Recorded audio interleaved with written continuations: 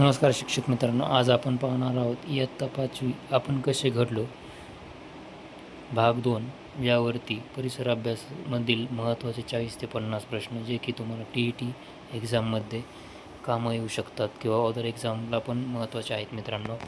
40 ते 50 क्वेश्चन दिले आहेत मित्रांनो, जे महत्त्वाचे आहेत तेच तुम्ही नक्कीच पहा आणि त्याचा फायदा तुम्हाला एक्झाममध्ये नक्की होईल मित्रांनो. चला तर मग वेळ न वाया घालवता व्हिडिओ स्टार्ट करूया. प्रश्न क्रमांक 1.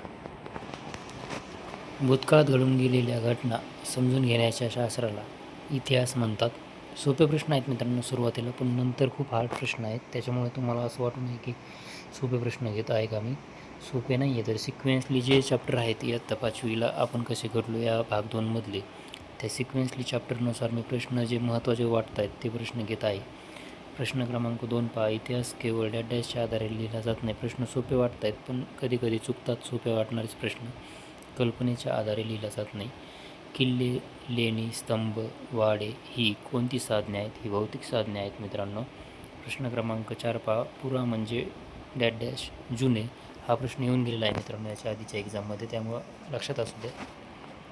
भारतातील पारशी समाज उपयोगात आणत असलेल्या कालगणनाच्या पद्धतीस डॅश म्हणतात. शहेनशाही पद्धत म्हणतात. तर हा प्रश्न पण येऊन गेलेला आहे मित्रांनो एक्झाममध्ये, ते स्टार करून ठेवा, महत्त्वाचा आहे, रिपीट होऊ शकतो. चला तर मग पुढचा प्रश्न पाहूया वेळ न वाया घालवता. प्रश्न क्रमांक 6 पहा. ज्या काळाचा इतिहास लिहिण्यासाठी लिखित पुरावा उपलब्ध होत नाही त्याला काय म्हणतात? तर प्रागैतिहासिक काळ म्हणतात. प्रागैतिहासिक काळ असं म्हणतात. ज्या काळाचा इतिहास लिहिण्यासाठी लिखित पुरावा उपलब्ध आहेत आणि उपलब्ध नाहीत, उपलब्ध असणाऱ्या काळाला ऐतिहासिक काळ म्हणतात. प्रश्न क्रमांक 8 पहा.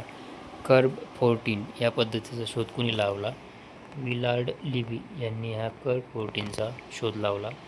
कर्ब 14 पद्धतीने डॅश वर्षापूर्वीच्या प्राचीन वस्तूचे वय ठरवता येते. 60,000 वर्षापूर्वीच्या प्राचीन वस्तूचे वय ठरवता येते, काढता येते किती वर्षापूर्वीची वस्तू असावी ह्या पद्धतीने. आणि ही पद्धत विलार्ड लिव्ही यांनी शोधून काढलेली आहे. लाकडी वस्तूची वय मोजण्यासाठी कोणती पद्धत वापरली जाते? तर लाकडी वस्तूची वय मोजण्यासाठी काष्ठवलय कालगणना किंवा कालमापन ही पद्धत वापरली जात होती. पुढचा प्रश्न पहा मित्रांनो. प्रश्न क्रमांक 11. सतत व संत वेगाने होणारा बदल म्हणजे डॅश होय. सतत व संत वेगाने होणारा बदल म्हणजे उत्क्रांती होय मित्रांनो. त्याच्यानंतरचा प्रश्न पहा. पाठीचा कणा असलेला प्राणी म्हणजे पृष्ठवंशीय प्राणी. महत्त्वाचा आहे हा पण प्रश्न. त्याच्यानंतरचा जो 13वा प्रश्न आहे. सस्तन प्राणी असून सुद्धा अंडी घालणारे प्राणी कोणते? तर जो सस्तन प्राणी आहे पण अंडी घालतात असे 2 प्राणी आहेत, एक प्लॅटिपस आणि एक अँटीटर. महत्त्वाचा प्रश्न आहे, IMP करून ठेवा मित्रांनो. मोस्ट इम्पॉर्टंट क्वेश्चन आहे, एक्झाममध्ये नक्की विचारला जाऊ शकतो. त्याच्यानंतरचा पुढचा प्रश्न पहा.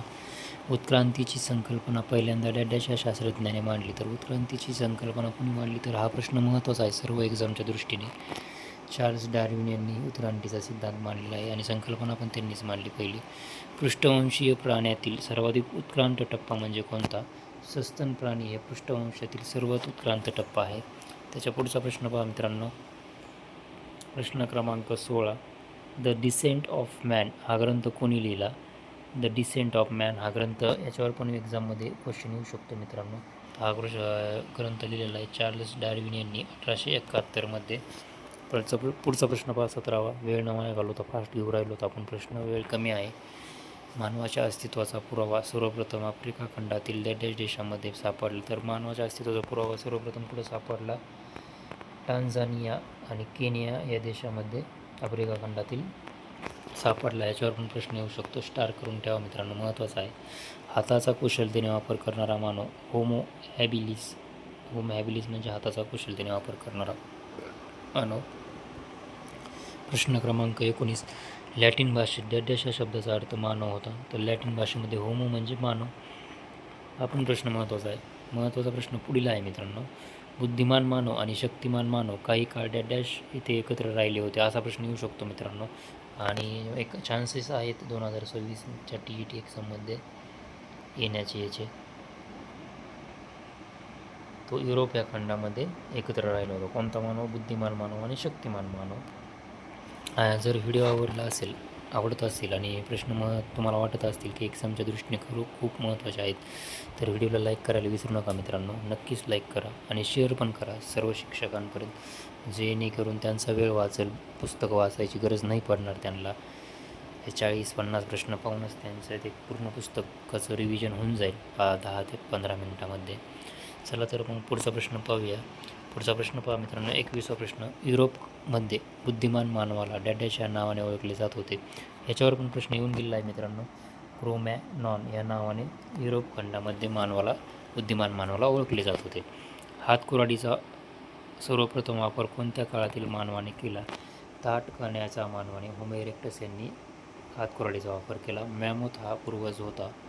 डॅडॅशचा पूर्वज होता. हत्तीचा पूर्वज आहे मॅमोथ. याच्यावर पण प्रश्न येऊन गेलेला आहे. हत्तीपेक्षाही बलाढ्य, जो हत्ती आत्ता आहे त्याच्यापेक्षाही बलाढ्य असा प्राणी होता, हत्तीचाच पूर्वज होता. त्याच्यानंतरचा प्रश्न पहा मित्रांनो. ज्या काळात प्रामुख्याने दगडाची हत्यारे मिळतात त्या काळाला आपण डॅडॅश म्हणतो, अश्मयुग म्हणतात. का तर अश्म म्हणजे दगड आणि युग म्हणजे काळ, अश्मयुग असे त्याचे नाव त्याला म्हणतात. महाराष्ट्रातील पुराश्मयुगीन काळातील नाशिक जवळील डॅडॅश हे स्थळ प्रसिद्ध आहे. गंगापूर हे प्रसिद्ध स्थळ आहे पुराश्मयुगातील. हा पण प्रश्न महत्त्वाचा आहे, स्टार करून ठेवा मित्रांनो, याच्यावर पण क्वेश्चन येऊ शकतो. पुढचा प्रश्न पहा मित्रांनो. या 26वा क्वेश्चन.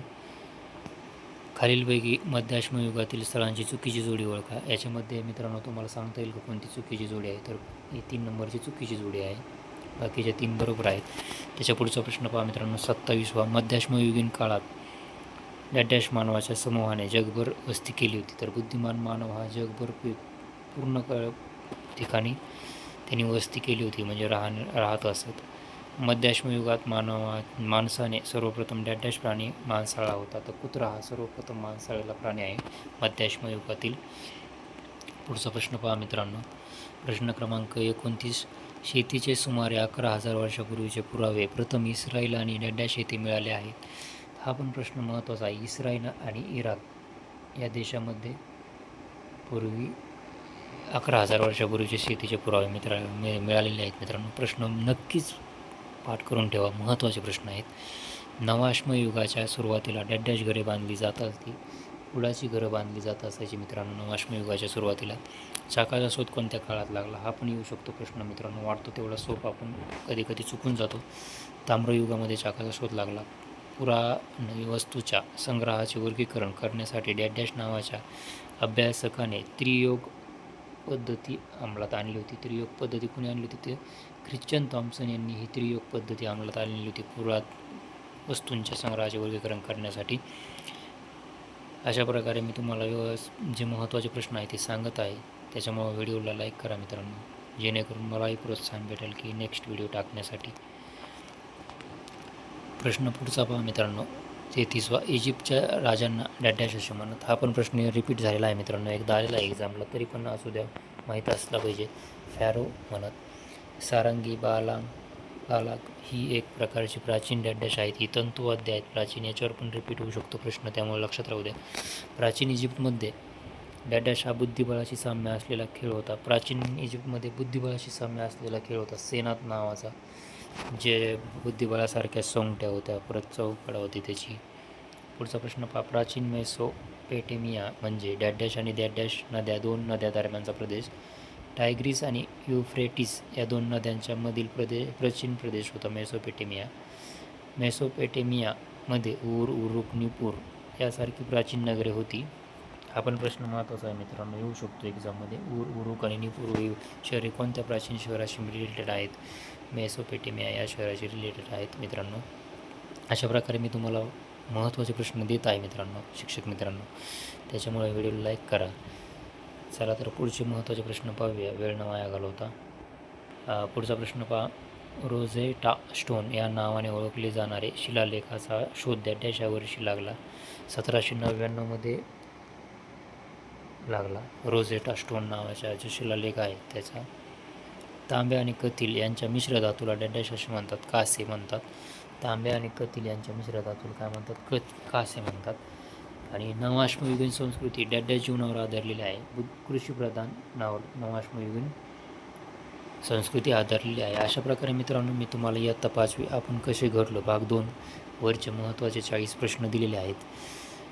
जर तुम्हाला इयत्ता 6वी 7वी आणि 8वीचे महत्त्वाचे प्रश्न हवे असतील तर कमेंटमध्ये नक्की टाईप करा 6वी 7वी 8वी असं, जेणेकरून मला कळेल की नेक्स्ट व्हिडिओ किती लवकरात लवकर दिला पाहिजे तुम्हाला. तुमचाही वेळ न वाया घालवता पटक्यास मी व्हिडिओ तुम्हाला बनवून देईल. महत्त्वाचे 40 प्रश्न नक्की देईल. पण जर हे तुम्ही महत्त्वाचे 40 प्रश्न ऐकले असतील व्यवस्थितरित्या तर तुम्हाला त्यासाठी एक प्रश्न विचारतो मित्रांनो मी. ह्या 40 प्रश्नामधला आहे क्वेश्चन, त्याचं उत्तर तुम्ही मला नक्की द्या. तर माणसाने सर्वप्रथम कोणता प्राणी मांसाळला होता याचं उत्तर मला तुम्ही नक्की द्या. आणि ज्यांनी कोणी हा व्हिडिओ पूर्ण पाहितला असेल ते नक्कीच या प्रश्नाचं उत्तर देतील.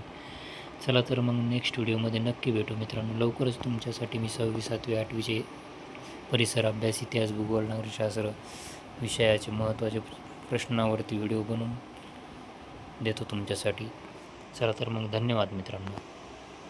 भेटूया नेक्स्ट व्हिडिओमध्ये.